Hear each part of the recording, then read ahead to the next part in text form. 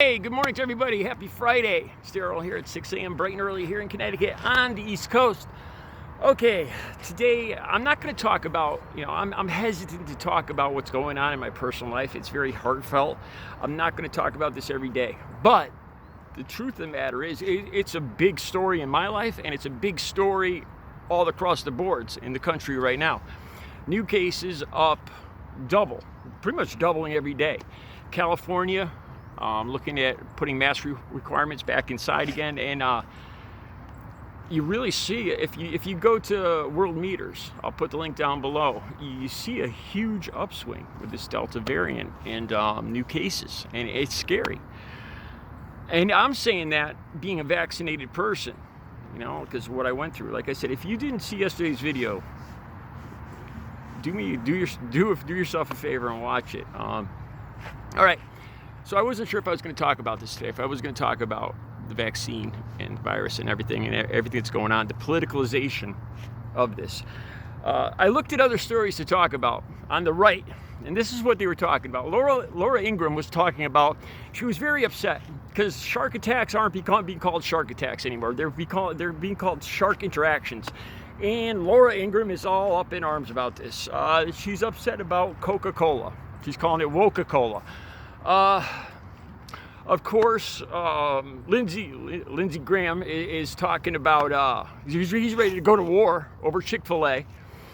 And, I saw the word woke and Marxism about 30 times as I went through the right-wing, conservative-leaning news sites. In other words, there wasn't anything of any importance to talk about as far as what the right is complaining about today. So I wanted to talk about something serious. Let me use empathy and just an admission of honesty. All right, we talk about how this virus has become, not the virus, but the vaccination has become politicized. And I started thinking about that. Let me admit something to you guys. About this time last year, I was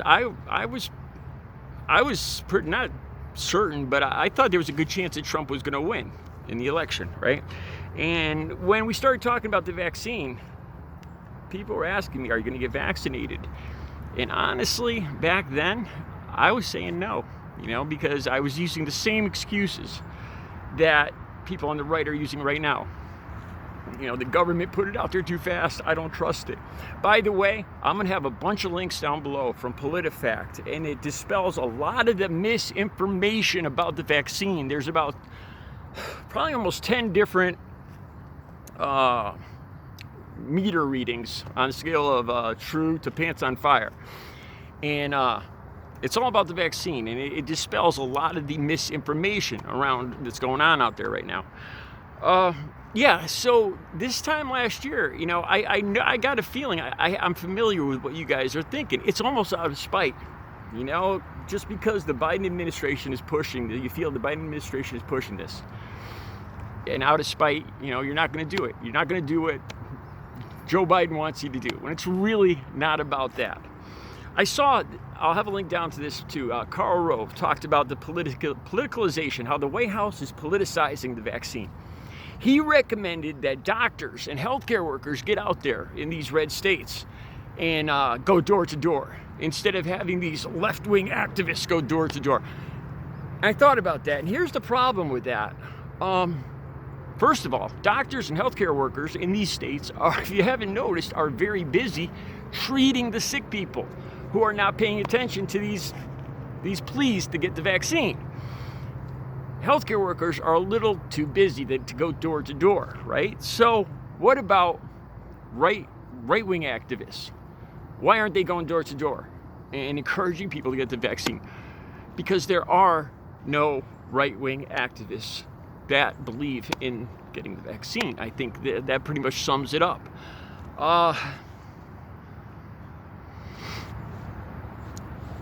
I look at some other stories out there. I see some posts on Facebook about these red states, like Tennessee only has, mid-30s% of people vaccinated right now. And I see jokes out there about, what could happen to Republicans if they get sick and everything. And I was probably guilty at one time or the other in laughing or posting stuff like this. And if you've watched yesterday's video, you'll see when somebody you love, somebody you know, somebody in your family actually gets sick with this, like it's happening in my life right now, the politicalization, the red, the blue, all that nonsense, it goes right out the window. All you know is somebody you love is hooked up to machines in the hospital, and you might not ever see them again. That's the reality of it. I don't want to harp on this, but I started thinking about this too. During the election back in November, Trump supporters were so proud of Donald Trump for his Operation Lightspeed or whatever it was called. They're bragging about how fast Trump got this out there. It's such a win. Look at Trump saved the world. Trump saved the United States. And how did we go from that? Think about it. Just back in November, before Joe Biden was elected, you guys were so proud of this vaccine and how hard Trump supposedly worked on it and all that. I'm not going to debate that right now, but there was no doubt that's how the majority of Trump supporters were talking about this. They were so proud of Operation Lightspeed and all this other, how fast, Trump single-handedly saved the world, saved the United States. And how did we go from that to where we are now, where Trump supporters are just refusing to get vaccinated? There's a 30%, 35% vaccination rate in a lot of these red states. Like I said, once you see somebody you love, somebody in your family get sick, the politicalization goes right out the window. We shouldn't. We're in a bad spot that we've gotten to the point that we're politicizing our health right now, that we're making it fashionable or politically correct, depending on what side you're on, to endanger your health, to endanger your family. So anyway, talking about last year, like I said, I was actually going around saying that I don't think I was going to get the vaccination.